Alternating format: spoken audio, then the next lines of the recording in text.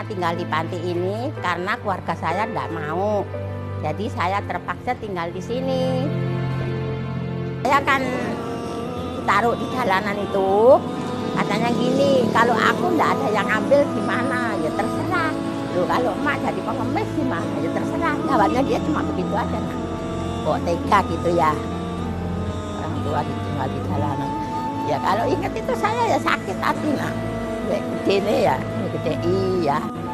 Masih bayinya saya urus ya. Ya kan, giliran orang tua sudah gak bisa diambil saya. Iya. Saya nggak apa-apa, nggak dendam, nggak apa. Ya udah saya pasrahkan sama atas. Walaupun sampai mati pun nggak mungkin dia menengok. Nggak tahu, nggak mungkin.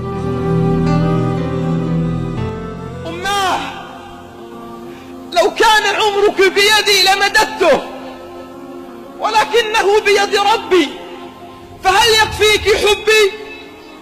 الأم هي الحب الثابت الذي لا يتغير. كل من حولك يتغير إلا أمك. كل من حولك يهجرونك إلا أمك.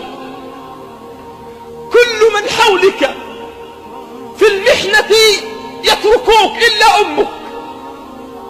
أمك التي لا يشبهها في الوجود أحد. أمك التي خلقت مرة ولا تعاد. أمك التي خلقت مرة ولا تعاد. كم سهرت لترتاح وكم تعبت لأجل أن تنام وترتاح. أفلا تذكر يوم كنت تنام بلا غطاء فتستيقظ على غطاء؟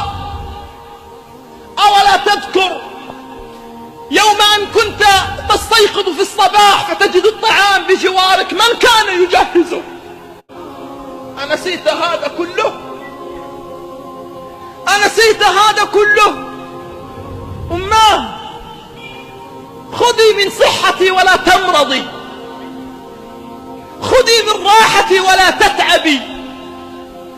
خذي من بسمتي ولا تبكي. خذي من فرحتي ولا تحزني. الأم أيها الكرام التي وصى عليها رب السماوات والأراضين. ماذا يفعل الشباب اليوم بأمهاتهم؟ ماذا يفعل الرجال اليوم بأمهاتهم؟ بل بعض الشباب لا يرى أمه إلا في المناسبات، يضع رأسه ووجهه إما في التلفاز وإما في هاتفه. والله بعضنا بل إن لم يكن معظمنا يرى شاشة هاتفه أكثر مما يرى أمه. وقضى ربك ألا تعبدوا إلا إياه وبالوالدين إحسانا إما يبلغن عندك الكبر أحدهما أو كلاهما فلا تقل لهما